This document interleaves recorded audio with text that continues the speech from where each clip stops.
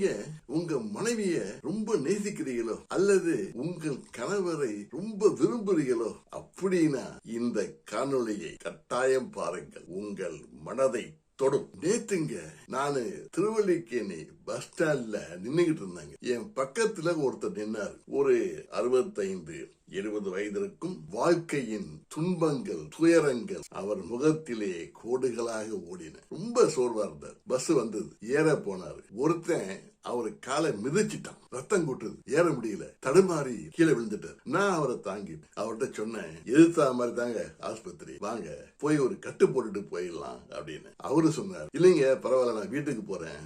இல்லங்க நீங்க இந்த மாதிரி போக முடியாது, வாங்கன்னு கட்டாயப்படுத்தி அவரை கூட்டிட்டு போயிட்டாங்க.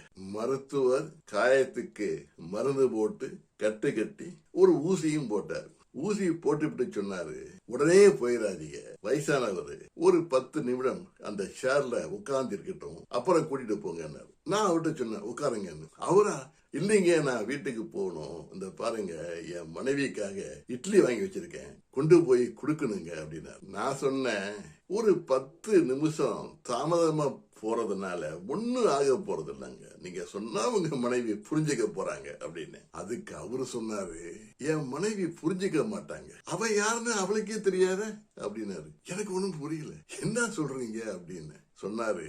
எங்களுக்கு திருமணமாகி 30 வருஷம் ஆகி போச்சுங்க. 27 வருஷம் நல்லாதான் போயிட்டு இருந்துச்சு. 3 வருடத்துக்கு முன்னால ஒரு சாலை விபத்திலே என் மனைவிக்கு தலையில் அடிபட்டு டோட்டல் மெமரி லாஸ் சொல்லுவாங்களே, முழுமையாக ஞாபக சக்தி போய்விட்டது.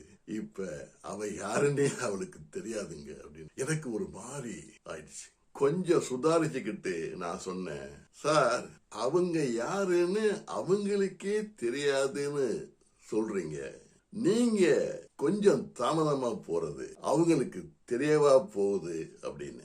அதுக்கு அவரு சொன்னாரு, எனக்கு தெரியுமே, என் மனைவிக்கு எதை கொடுக்கணும் எப்ப கொடுக்கணும்னு எனக்கு தெரியுமே. 27 வருஷமா எனக்கு எது பிடிக்கும் எது பிடிக்காதுன்னு பார்த்து பார்த்து என் மனைவி என்ன பலத்த கதை எனக்கு தெரியுமே. உனக்கு நான், எனக்கு நீ என்று நாங்கள் வாழ்ந்த காலம் எனக்கு தெரியுமே. நான் தோல்விகளால் தோண்டு போன தருணங்களில் என் சொந்தங்களும் பந்தங்களும் உறவுகளும் நட்புகளும் என்னை விட்டு ஓடிவிட்ட நேரத்தில் ஒரே ஒரு ஜீவனாக என்னோடு அவள் வாழ்ந்த கதை எனக்கு தெரியுமே. என் கண்களிலே நீர் வழிந்தால் அவள் இதயத்திலே உதிரம் கொட்டும் என்று எனக்கு தெரியுமே. அந்த நல்ல மனசுக்காரிக்கு நான் ஏதாவது செய்ய வேணாமா?